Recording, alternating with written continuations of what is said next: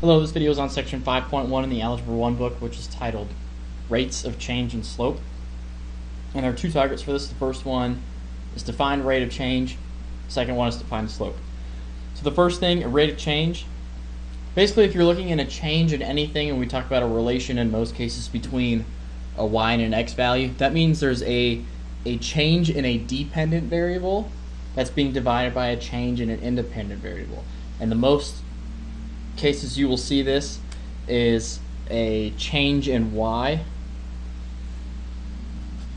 over a change in x is the way you write the slope, and we'll go down to the formula towards the bottom in a bit.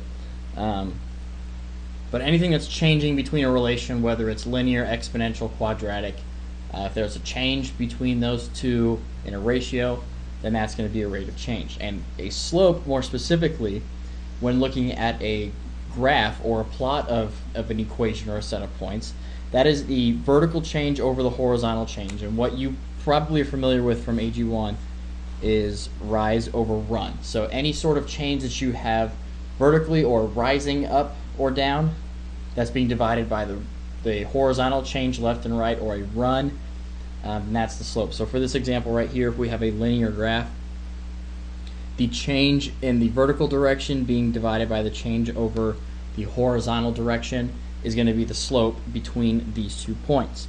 And if you actually have the coordinates of those 2 points, with an x-coordinate and a y-coordinate of the first one, then an x-coordinate and a y-coordinate of the second one, there's actually a formula for you to be able to find the slope, and that is the change in the y's, or any y point minus the other y point, divided by the change in the x's.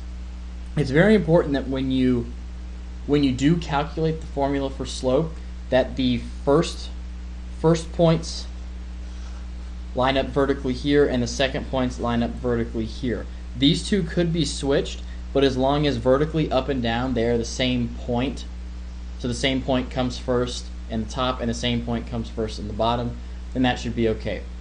All the y's are on top, x's are on bottom, and that's how you calculate slope. We'll go through a few examples in class. Mainly just to find the slope between 2 points. We'll talk about vertical and horizontal slope in a bit.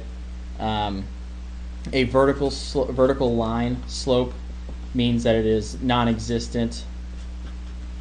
There is no slope of a vertical line.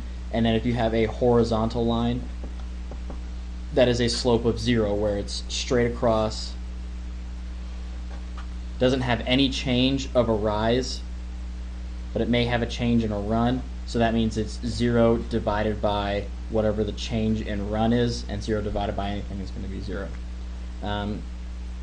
So again, this should be review, but just in case, we'll go through a bit of it to kind of touch you up on it. Alright, thank you.